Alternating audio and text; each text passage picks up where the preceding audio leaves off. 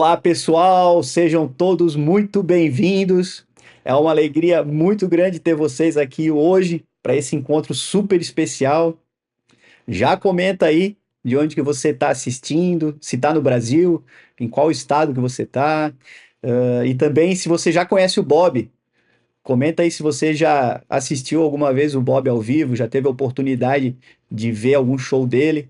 Vamos encher esse chat aí de histórias, beleza? Para quem não me conhece, eu sou o Ricardo Maca, sou guitarrista da banda The Headcutters, a banda que sempre acompanha o Bob aqui no Brasil há mais ou menos uns 14 anos. E eu sou também o idealizador da Escola do Blues, que é uma plataforma online onde você pode estudar blues em diversos instrumentos com os melhores professores aqui do Brasil. Professores que têm muita bagagem, com anos de carreira tocando blues. Então aproveita aí, ó, se inscreve aqui no nosso canal do YouTube, no nosso canal do Instagram, no Facebook e entra no nosso site também para conhecer todos os nossos cursos, beleza?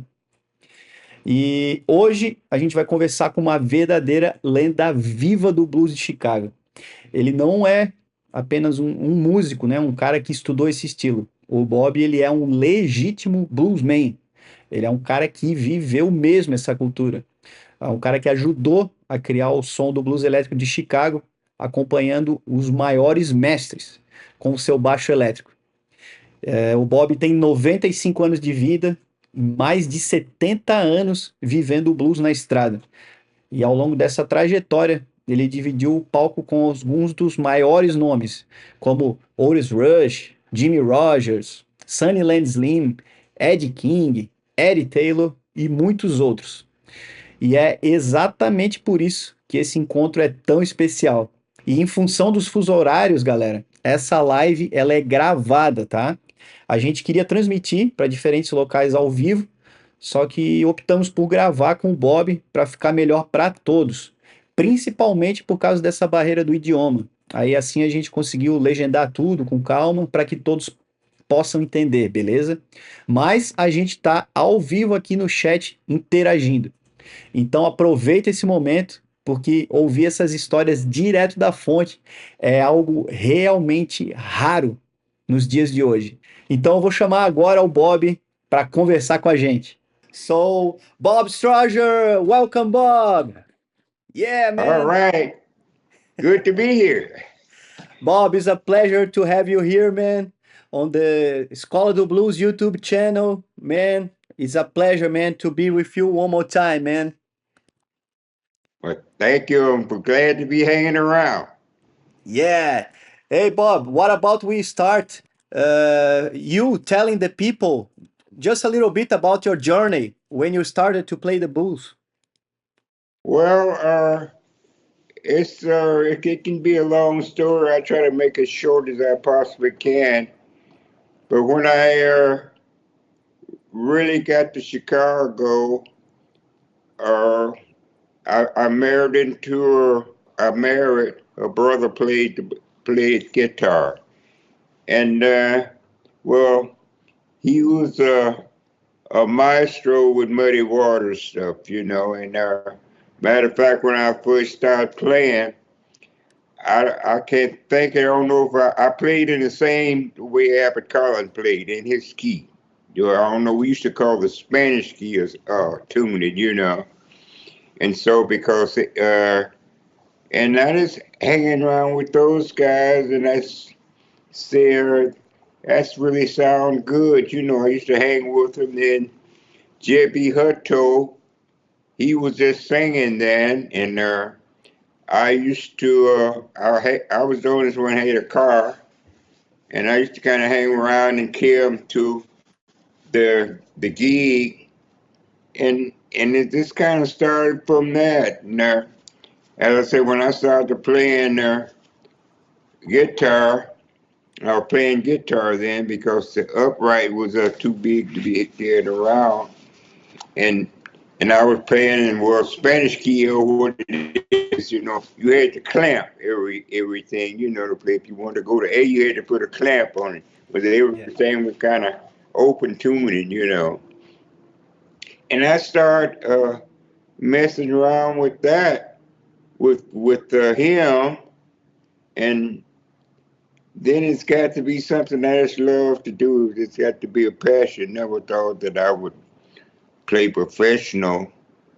And then I got married, and then we moved in a club right behind Silvio's, a club called Silvio's. And I would see Muddy Waters and Howlin' Wolf, and I could walk right out my back door and see those guys playing. They had the suits on and things. I say, oh, that'd be something I would love to do because I always wanted to do something with my life, and by me having a very short, well, education, so I just figured out that was something I could kind of fool around and do. And I would listen to those guys playing, and yeah, I said I would like to do that. And then I met Fuzz and a boy called Bobby Anderson. And I say I was playing there, and I don't know if you know the group of Hip and Jewel. Of course, when we were playing, he used to come to when we was rehearsal, and he would say we two guitar players, and everybody was doing the same thing. And he used to say, "Well, that ain't the way music kind of go. You can't be doing the lump. He doing the lump, so you got to try to run some lines."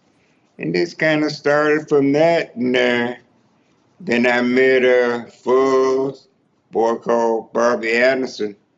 They kind of taught me how to play in natural keys, the tuning, and that's what kind of got me away from the clamp, and that's kind of where it started from, and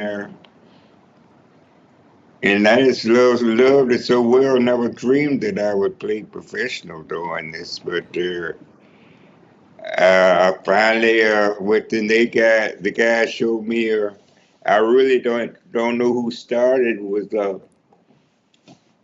Dave Miles and another boy were playing it too. They were playing the rundown tuning on the bass, and they learned me how to play the octave lower, and I was playing guitar bass, and so that's the way that thing started, and from one thing to another. And matter of fact, when had my little group, the Red Tops, we call us, and I was still playing with the clamp on the thing, and we had a great little group. And back in the day, everybody had to have uniforms, and we couldn't afford no uniform. So my brother was in the band, and he played drums, and I was playing guitar. A boy named Banks, he was on the other guitar. Ralph Ramey, and on harmonica, and that's where we started the Red Tops. And Fuzz kind of taught me how to tune natural, and that's where that kind of started. And from one to another, boy called Bobby King, he learned me how to play. I used to clamp everything, and he learned me how to from if I wanted to go to sea, I used to have to put a clamp and go all the way down the neck. But he learned me how to play the open strings. And so that's where that kind of started from, and I've been doing it ever since. Nice, Bob. And this was what year, Bob? Was in the 50s? Yeah, it was 50, because I didn't start to playing music until I was 21 years old. So I tell everybody I was an old man when I first started playing the music, but I was so around so many guys that really helped me along. Boy called Fools Calvin Jones.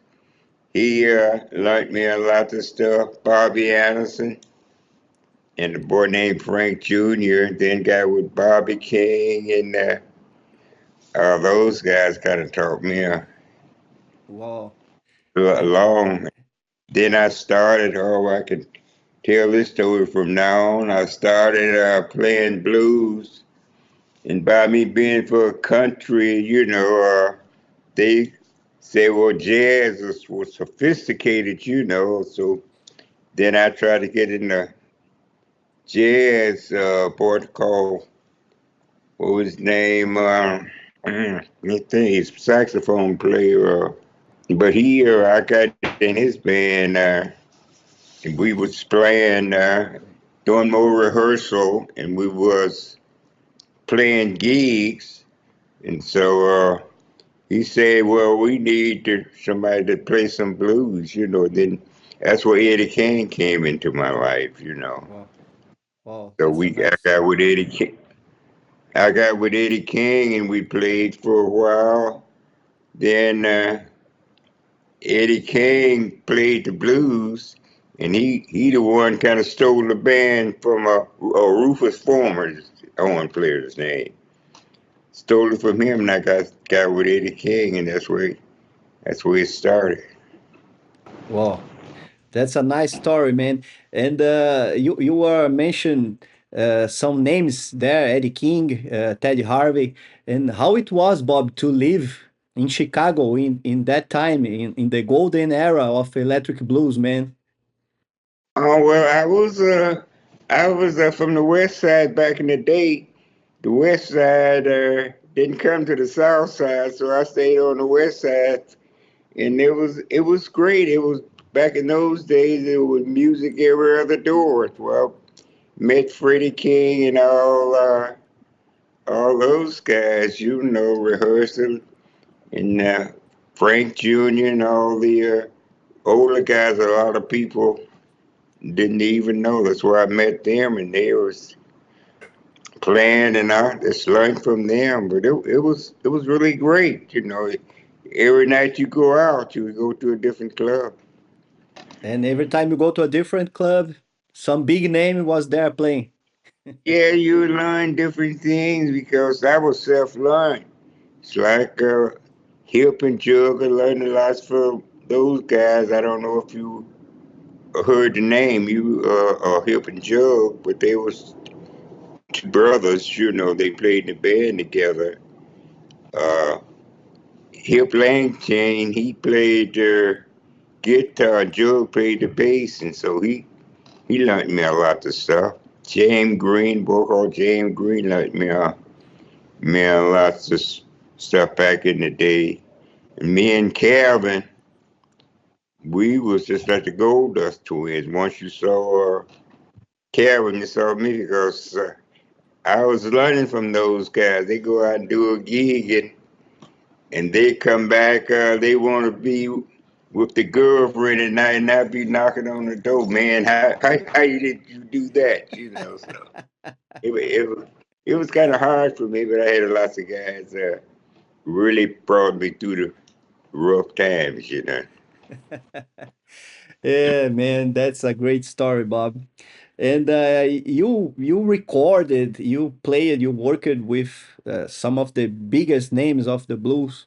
And what you learned from these guys that you can share with us? Well, I learned so much from those guys. I think I can consider me playing with everybody. Played the blues from Memphis Slim, all the way down. If you name it, to the biggest blues artists to the smallest artists I have played with them. I can't name so many, but lots of the guys I played with back in those days. And if you just about look at only all the blues old records, I'm a part of it. I've been recording with Delmar about 40 years, you Wow. know. And so all this old stuff from Otis Rush. I did Cold Day in Hell from Otis Rush and all those guys I've had change chance to play with. And they the one brought me along. That's the reason I really want to give little knowledge I know about the blues. I want to give it back to the younger generation, you know. Because I had some of the old guys pulling me along, or didn't have confidence in myself, but they would come along and to try to get get me to play, you know. Yeah. I know Freddie Roberts I was playing. He used to come to the house, uh, want me to play with him. I used to hide in the closet, tell my wife I wasn't at home, you know, because he was too good. I couldn't play with him, but he saw something in me that I didn't see myself, you know. So that was the days. Whoa, man, that's you have so much stories, man. Every time I talk to you, I hear a different story. That's Yeah, amazing. those guys And like there. you talked that you recorded 40 years on Delmark, right? You have more than 100 albums Oh, recorded, right? more than 100 CDs of mine. LPs or what you want to call it. Back in the days, we called it 45s or what they was putting out back in those days. That's, as I say, I've been with them about 40 years, you know, way Wow, back in the. wow, that's lots of work, man. And Bob, what about we talk a little bit about the bass guitar, your main instrument?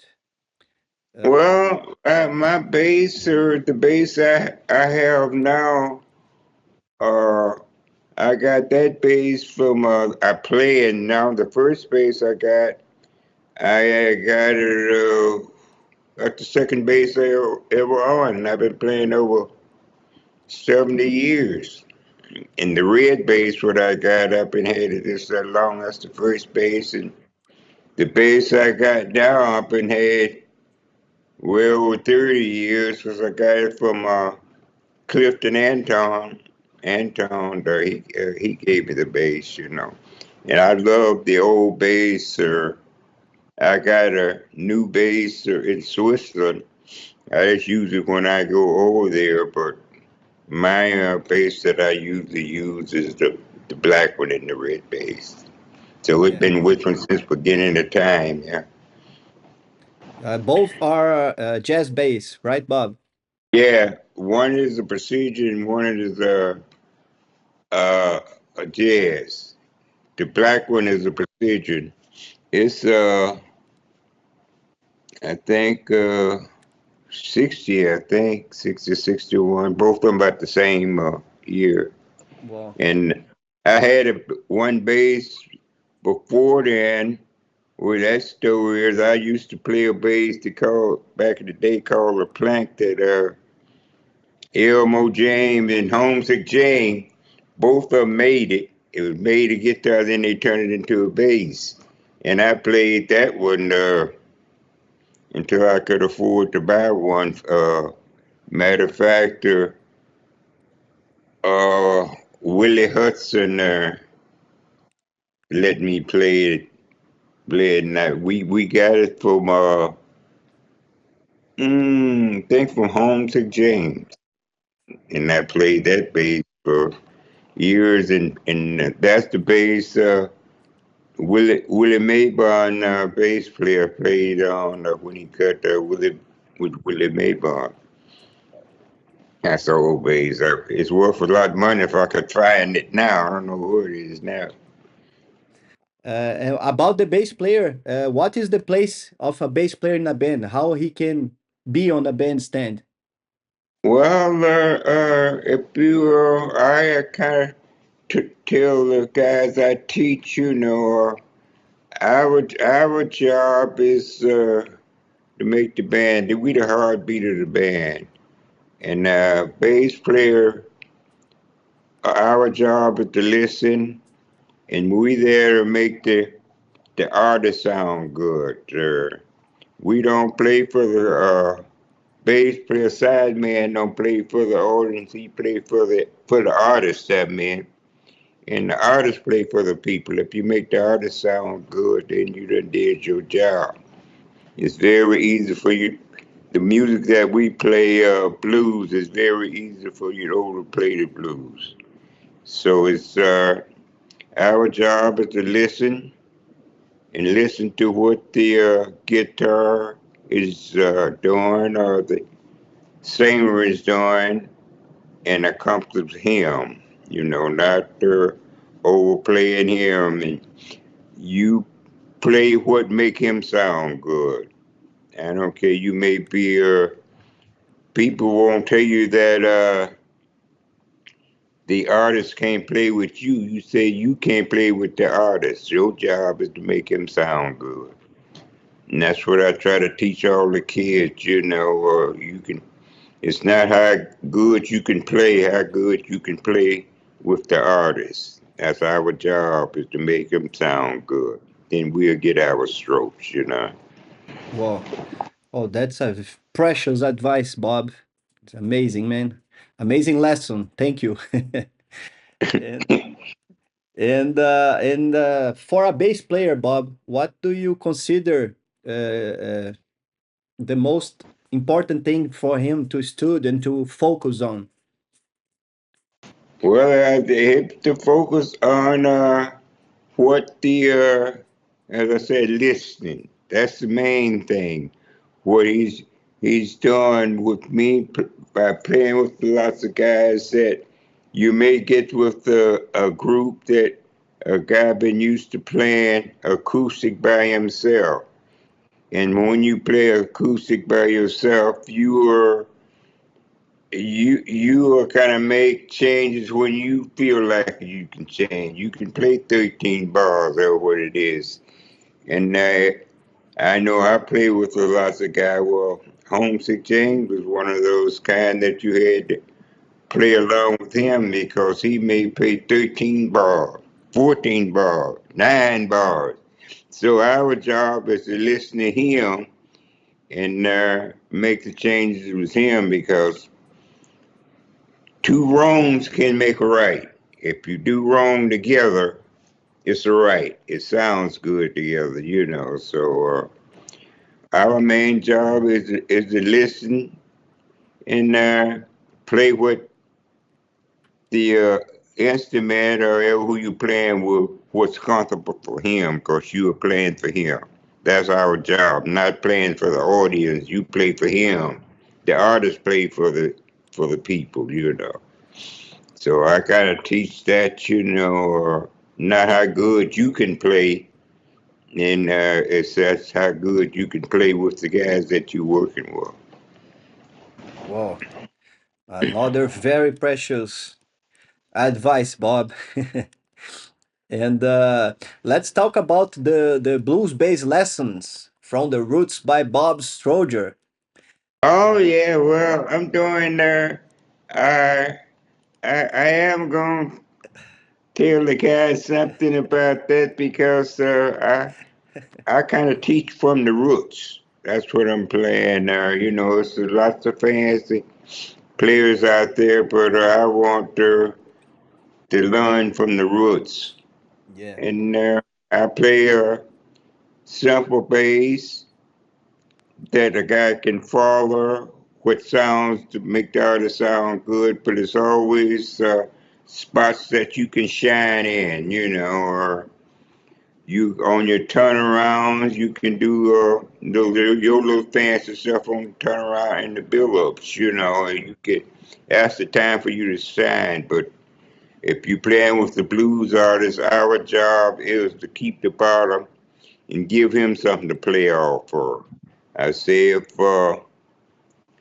a guy's comfortable playing, well, the bump, the lump, or what you want to call it, if that makes the artist sound good, that's what you play. You may get bored doing it, but you working for the artist. That's what you play. And to do your little thing, you can make the turnarounds. You can do your little shining on the turnaround. Like when I was playing with Otis, he knowed me so much that I could. He know when it's time for him to take a solo because I give him the bill up that he can play the solo. You know it's time for play the solo and the bass and the drums lead the bands. You can make them play loud. You can make them play soft, and that's our job. To accomplish whoever you're playing for. Wow. And all these things you said, all these advices, they are all on the masterclass. It's Yes, everything is simple. I'm not doing a lot of fancy. I'm just simple lines that you can play when you're playing blues. You can play like you can't get with no blues player and he playing blues and you want to play funk. That don't work. You got to stay in your place and give him something to work on. That's the reason me and Otis got along so good because he never wanted to fade too much of the fancy lines. He just wants you to keep the barb, and so he can do what he really do. He don't never get in his way, and that's our job. wow. And this is one of things that have in your masterclass that it's very different from regular lessons because you live it with the guys, you learn playing on the road, on the stage, right? So that's why your masterclass is very different from regular lessons.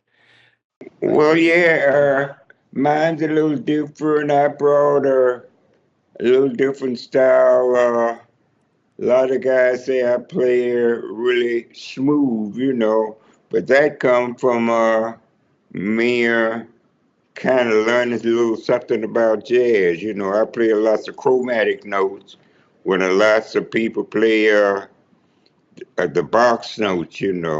I play lots of chromatics. That's kind of smoothing the lines out. And I never overplay. I try not to get in people's way. That's when Otis Rush liked me so well. He could play comfortable with me, and I never would try to play too fancy to get in his way. And that's what keep me working. And I've been in the business now for 70 years, and I'm still touring, and I'm still working, still get calls. Hey, Bob, and let me ask you, man, in all these years playing, man, what still moves you when you are playing? Well, as I say, I love my job, and it's just so much fun to me playing with artists, and I do lots of experimenting and just playing music because I'm doing something that everybody can't do. As I said, when I was growing up, I always wanted to be something special.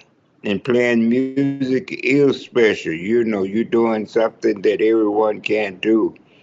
And I just love doing it. I have so much fun doing it.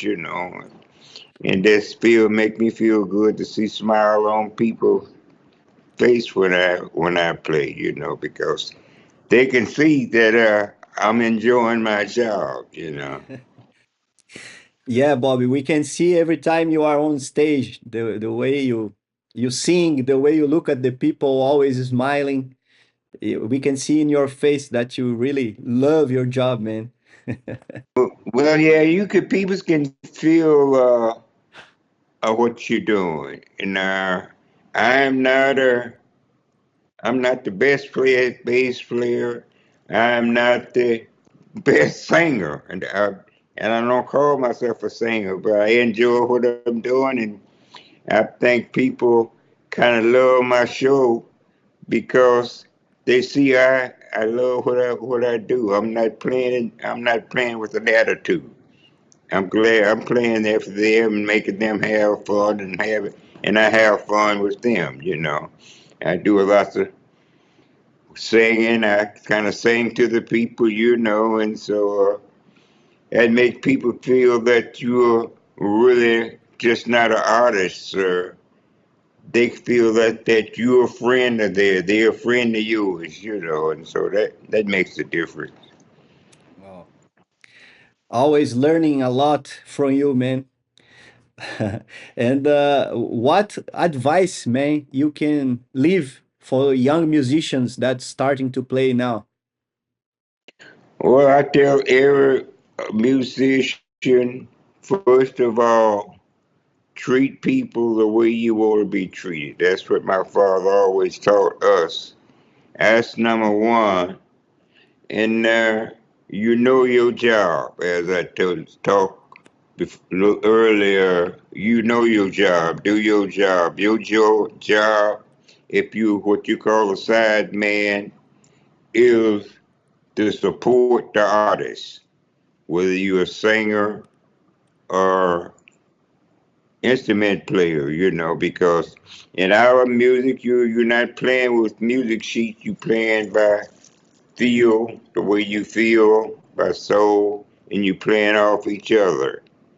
You see one another laughing at one another, even through mistakes, or you playing it, you may make a mistake, but you don't make an issue out of it. You have fun doing it, and as I say, the chosen few gonna get rich playing blues. And so just have fun, work hard, and treat people the way you want to be treated. Whoa, man, that's a very good advice, Bob. And talking about the blues lessons, what do you hope that people take away from the master class?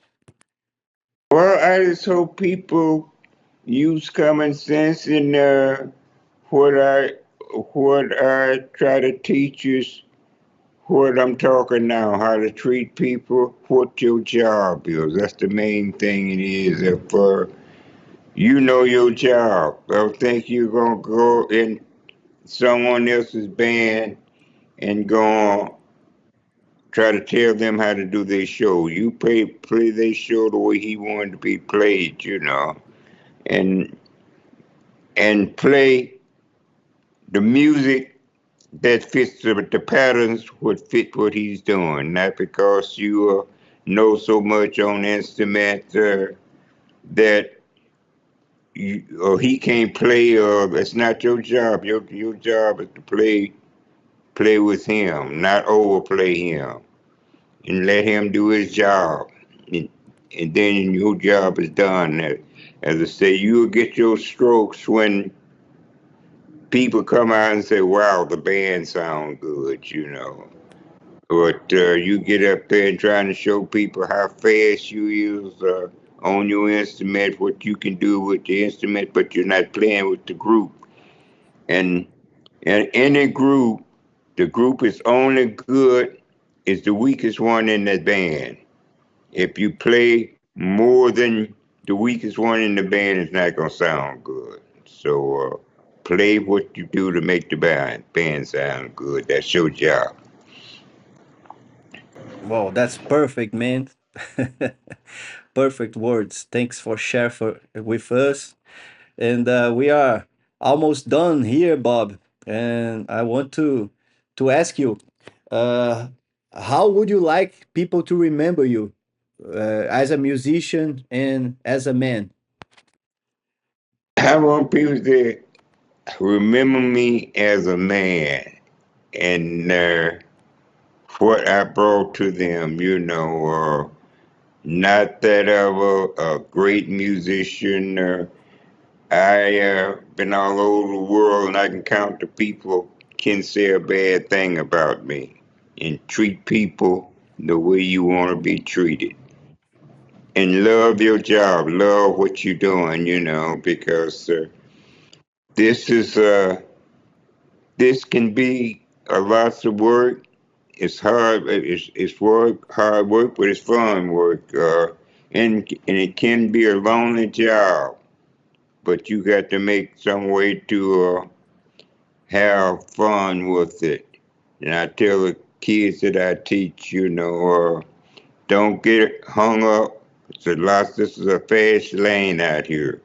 Don't get hung up.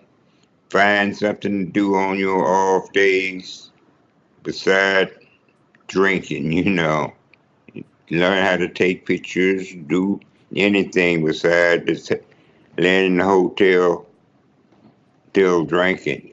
And you'll be okay. And just remember me as somebody love their job and love what I'm doing, and I have fun doing it. I am nothing special. Uh, a lot of people when they're come off the bandstand, they kind of run away from the people. But I doubt that. Well, you have worked with me. We have came off the bandstand. I spent my whole uh, time off. I be standing up taking pictures with people and signing autograph for people because that's my job. That's what I love to do. I don't. And a lot of people think me as a friend. It's not a musician. That's who I want to be known by. Not somebody come and play and run off the bandstand and hide from the people because I'm there for the people. Wow. And we see every time we play in festivals in places with lots of peoples, I always saw you doing exactly what you said. You always talking with people, stop, taking pictures, and be patient with everybody. Very kind guy as always, Bob. Yeah, well, that's what I love to do.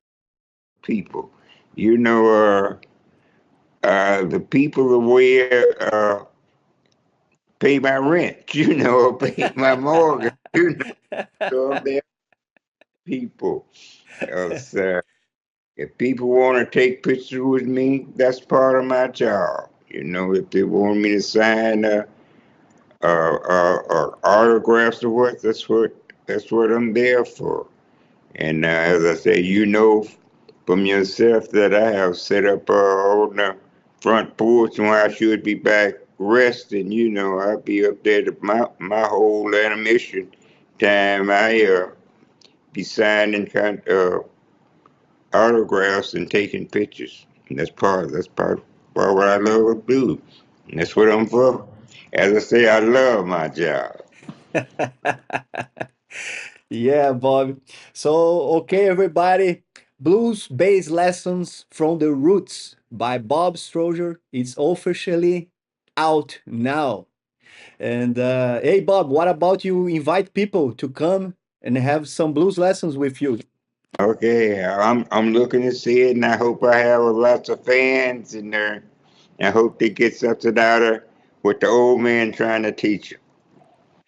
Yeah, and have lots of precious material there, lots of bass lines, lots of stories from the road, playing with the greats. Man, I have lots of fun, man, to work with you on this project. Recording the lessons was an honor to me to be with you, uh, and I learn a lot from you always, man, always.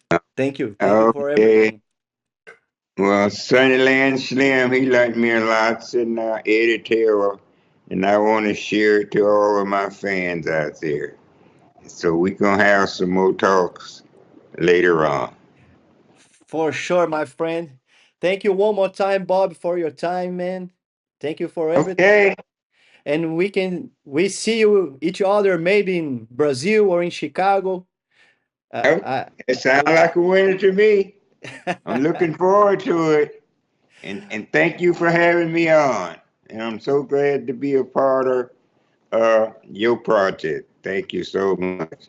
well, I see just like family. Okay then, Marco. love you, brother. Talk to See you. you. All right. Talk to Bye you bye, Bob. later. Take care. Bye bye. Que figuraça esse Bob, hein, galera? Meu, cara, eu podia ficar aqui a noite inteira ouvindo essas histórias. Que massa, demais isso tudo, hein? Espero que você tenha gostado aí também. E como a gente falou, gravamos a Masterclass dele em novembro de 2025, aqui na Escola do Blues, em Santa Catarina, no Brasil. E agora essa Masterclass ela está disponível oficialmente.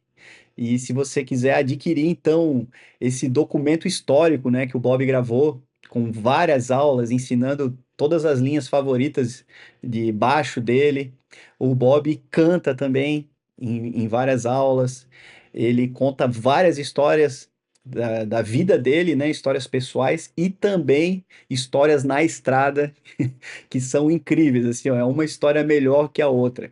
Quanta coisa que esse cara passou ao lado das lendas aí do blues. Então, cara, essa é a tua chance. Olha só, essa oportunidade, né? Poder aprender diretamente com um genuíno bluesman, né? Um cara que viveu o blues de verdade, né? É algo muito raro, né? Ter acesso a tudo isso nos dias de hoje. E a Masterclass ela é tão rica que eu tenho certeza que quem toca blues em qualquer instrumento, com certeza vai aprender muito com os ensinamentos do Bob.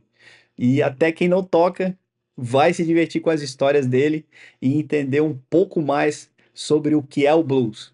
Essa aqui é a interface do curso, ele tem em duas versões, na versão português e na versão inglês.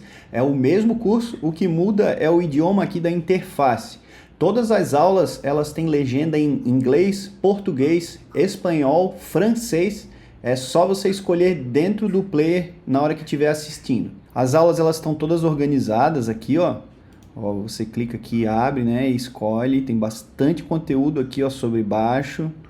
Aí é só clicar nela aqui, ela já abre, né, o player. Kind of teaching this simple things that bass players can play, and you're still